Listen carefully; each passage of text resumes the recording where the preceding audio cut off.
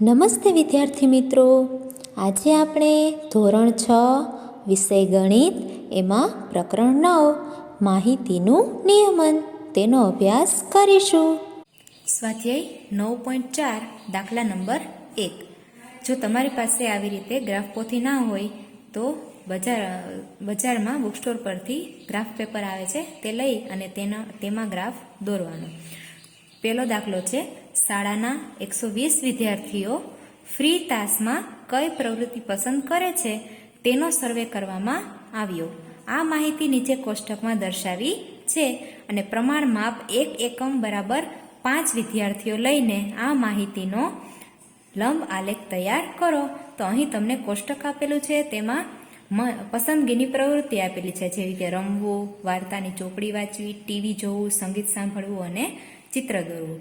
અને વિદ્યાર્થીઓની સંખ્યા આપેલી છે કે રમવું છે 45 વિદ્યાર્થીઓને ગમે છે, વાર્તાની ચોપડી 30 વિદ્યાર્થીઓને વાંચવી ગમે છે, 20 વિદ્યાર્થીઓને ટીવી જોવી ગમે છે, 10 વિદ્યાર્થીઓને સંગીત સાંભળવું ગમે છે અને 15 વિદ્યાર્થીઓ છે તેને ચિત્ર દોરવું ગમે છે.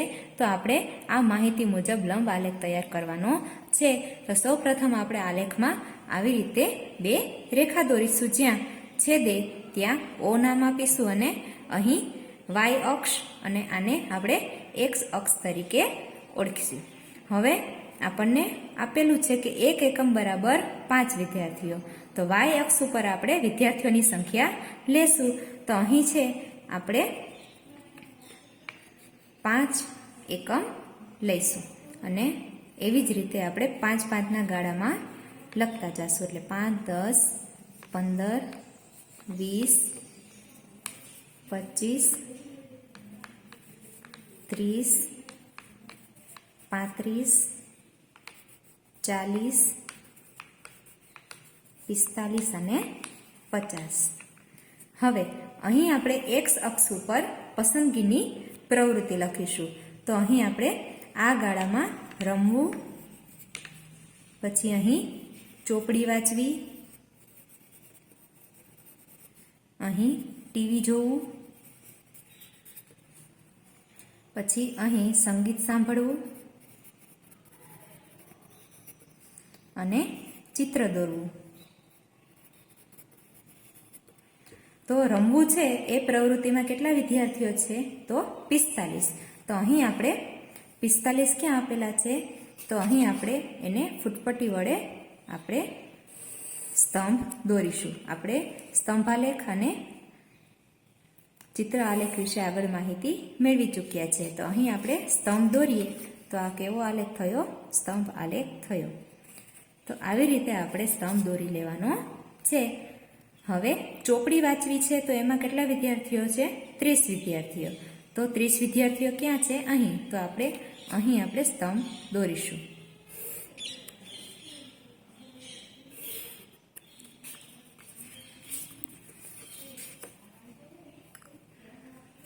આવી રીતે અહીંયા સ્તંભ દોરી લીધો. એવી જ રીતે ટીવી જોવું. તો ટીવી જોવું છે એમાં 20 વિદ્યાર્થીઓ છે. તો 20 વિદ્યાર્થીઓ છે ત્યાં આપણે સ્તંભ દોરી લઈએ.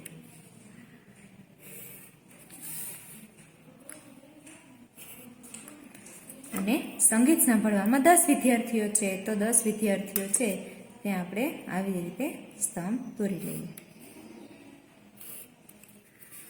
જો તમને એમને ખબર ના પડતી હોય તો આ 10 છે તેની સાથે અહીંયા આવી રીતે માપ લઈ અને તમે નિશાન કરી શકશો. હવે ચિત્ર દોરવું છે તેમાં 15 વિદ્યાર્થીઓ છે.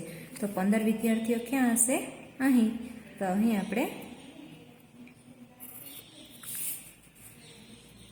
સ્તંભ દોરી લઈશું. તો અહીં તમારો ચિત્ર લંબ આલેખ તૈયાર થઈ ગયો. હવે આ લંબ આલેખ ઉપરથી આપણને એક પ્રશ્ન આપેલો છે કે કઈ પ્રવૃત્તિને વિદ્યાર્થીઓ રમત સિવાય વધુ પસંદ કરે છે. તો આપણને હવે આ આલેખ દ્વારા આપણને સરળતા પડશે એ શોધવામાં કે કઈ પ્રવૃત્તિ છે એ સૌથી વધારે ગમે છે. તો વિદ્યાર્થીઓને રમત સિવાય કઈ પ્રવૃત્તિ ગમે છે? સૌથી વધારે રમત રમવું ગમે છે. એ પછી કઈ આવશે? તો અહીં 30 છે એ શું છે? વિદ્યાર્થીઓ વાર્તાની ચોપડી વાંચવી ગમે છે. તેથી વાર્તાની ચોપડી વાંચવી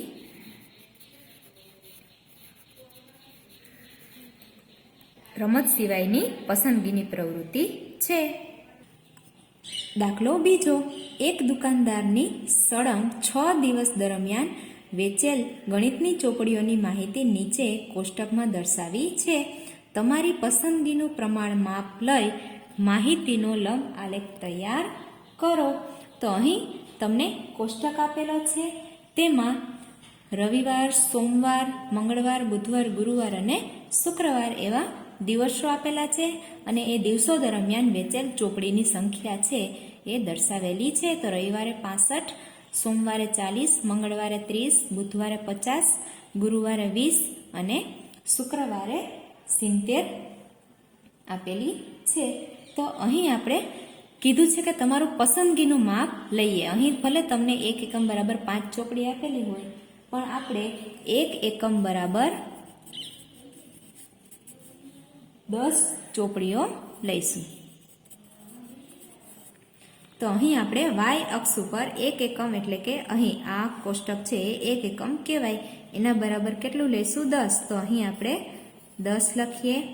એવી જ રીતે હવે આપણે 10 10ના ગાળામાં સંખ્યા લખતા જશું, એટલે 10, 20, 30, 40, 50, 60, 80. તો આ શું થયું? તો ચોપડીઓની સંખ્યા. એવી જ રીતે આપણે એક્સ અક્ષ ઉપર દિવસો લઈશું. તો અહીં રવિવાર, સોમવાર,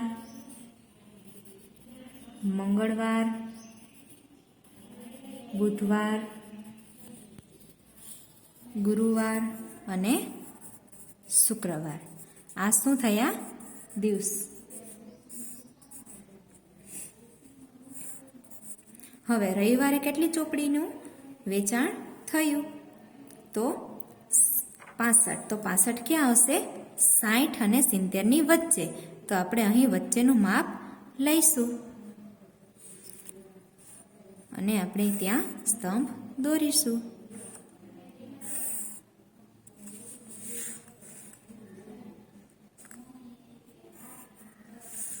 એવી જ રીતે સોમવારે 40 ચોપડી. તો 40નું માપ અહીં લઈ અને આપણે સ્તંભ દોરીશું.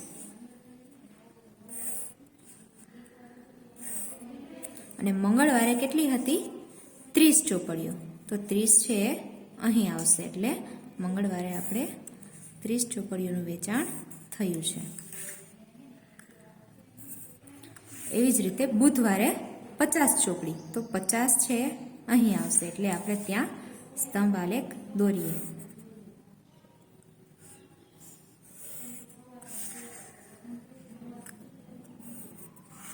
હવે ગુરુવારે 20 ચોપડી. તો 20 છે એ અહીં આવશે, તેથી આપણે ત્યાં સ્તંભ દોરીશું. અને શુક્રવારે 70 ચોપડી. તો 70 છે ક્યાં આવશે? અહીં, તેથી આપણે ત્યાં પણ સ્તંભ આલેખ દોરી લઈએ.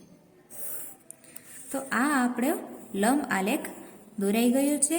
એમાં તમને જોવા મળશે કે દિવસો દરમિયાન કેટલી ચોપડી વેચાણી છે અને કયા દિવસે કેટલી ચોપડીનું વેચાણ થયું છે, કયા દિવસે વધારે ચોપડી અને કયા દિવસે ઓછી ચોપડી. તો આપણે જોશું, સૌથી વધારે છે શુક્રવારે ચોપડીઓનું વેચાણ થયું અને સૌથી ઓછું વેચાણ ગુરુવારે 20 ચોપડીનું જ થયું.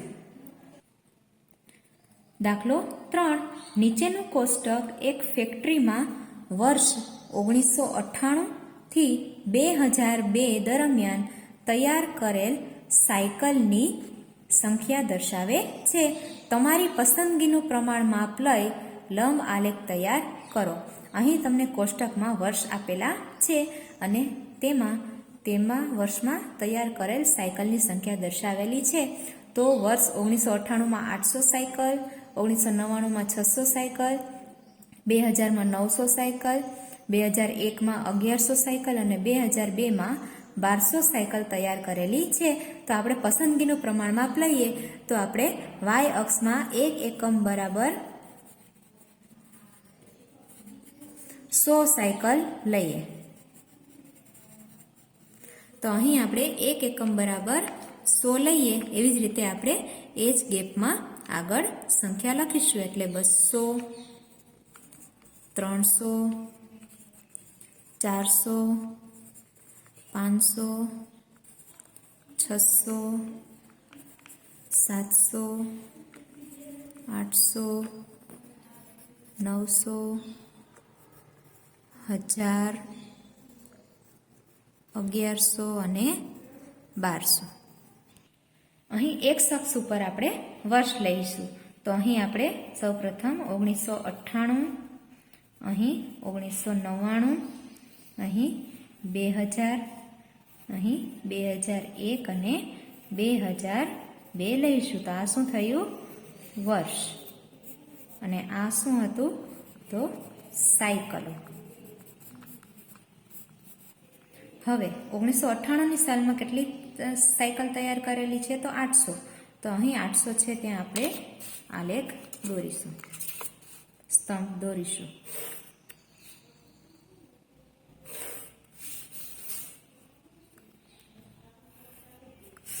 હવે 1999 સાલમાં 600 સાયકલો તૈયાર કરેલી છે તેથી 600 છે ત્યાં આપણે સ્તંભ દોરીશું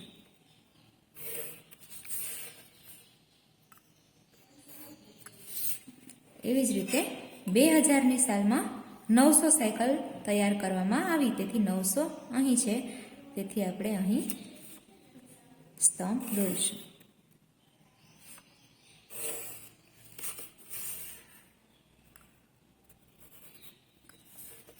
હવે 2001ની સાલમાં 1100 સાયકલ તૈયાર કરેલી છે તેથી 2001 ક્યાં છે અહીં તો આપણે ત્યાં સ્તંભ દોરીશું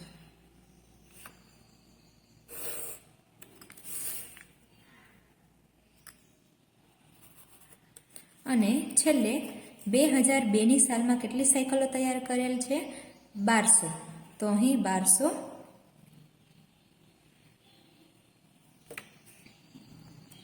અહીં આ થોડું 1 એકમ લંબાઈ છે આપણે ઉપર લખી નાખશું પછી એટલે એને ભૂસી નાખીએ થોડીક જગ્યા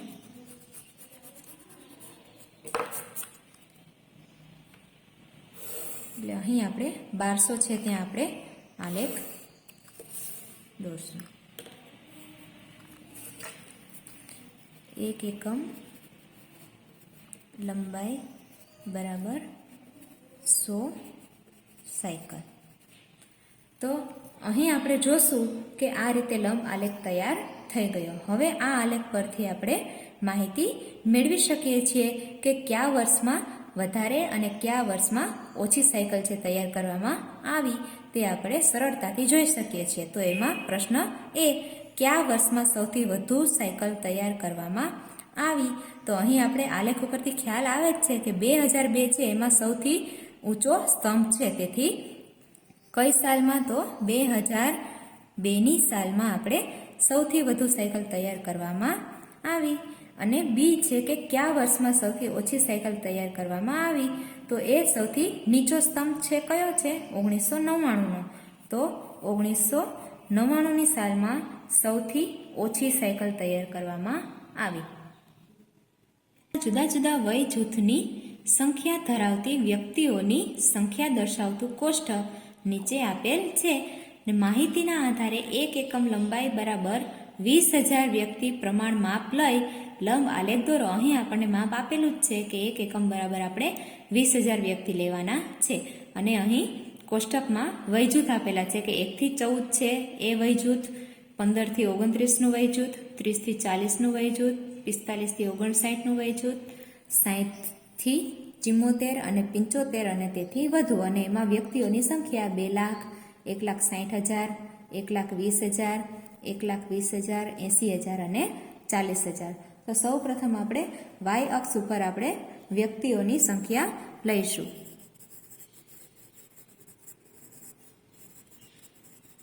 તો આપણે અહીં આપેલું છે કે 1 એકમ બરાબર આપણે 20,000 વ્યક્તિ લેવાના છે તો અહીં આપણે શું લખીશું 20,000 હવે એ જ ગેપમાં આપણે આગળ વધીએ તો અહીં શું આવશે 40,000, અહીં 60,000, એવી જ રીતે 80,000, પછી 1,00,000, પછી 1,20,000, એવી જ રીતે 1,40,000, પછી 1,60,000 અને 1,80,000. તો અહીં આપણે માપ લઈ લીધું છે. હવે આપણે એક્સ અક્ષ ઉપર વય જૂથ લઈશું. તો પેલું છે 1 થી 14નું, બીજું છે 15 થી 29, ત્રીજું છે 30 થી 44, ચોથું છે 45 થી 59, પછી છે 60 થી 74 અને 75 થી વધુ. હવે આપણે આ વ્યક્તિની સંખ્યા પ્રમાણે આપણે સ્તંભ દોરીશું. તો 1 થી 14ના વય જૂથમાં કેટલી છે? 2,00,000. તો અહીં આપણે અહીંયા 2,00,000 લખતા ભૂલાઈ ગયું છે, આપણે લખી નાખીએ. તો 2,00,000 ક્યાં આવશે? અહીં. તેથી આપણે અહીં સ્તંભ દોરીશું.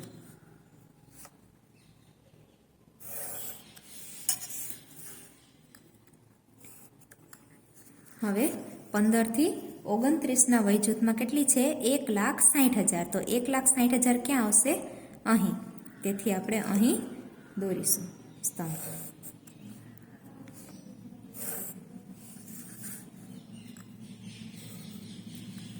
એવી જ રીતે 30 થી 44.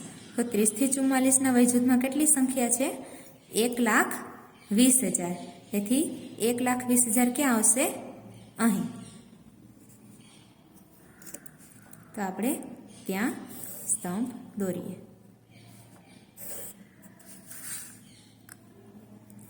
અને 45 થી 59ની વય જૂથમાં પણ 1,20,000 જ સંખ્યા આપેલી છે, તેથી આપણે અહીં સ્તંભ દોરીશું.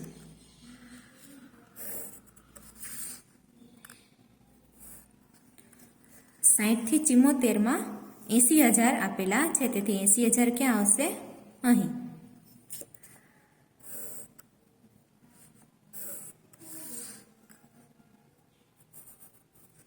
અને 75 અને તેથી વધુ તેમાં કેટલી સંખ્યા આપેલી છે? 40,000. તો 40,000 ક્યાં આવશે? અહીં. તેથી આપણે અહીં સ્તંભ દોરીશું. તો આ જે કોષ્ટકમાં માહિતી આપેલી છે તેને આપણે આલેખ દ્વારા સરળતાથી સમજી શકીએ છીએ કે કયા વય જૂથની કેટલી વ્યક્તિઓ વધારે છે. તો એના આધારે આપણે પ્રશ્નના જવાબ આપીએ કે કયા બે વય જૂથમાં સરખી વસ્તી છે. તો અહીં આપણે જોશું કે 30 થી 44 અને 45 થી 59નું વય જૂથ છે, એમાં સંખ્યા સરખી છે.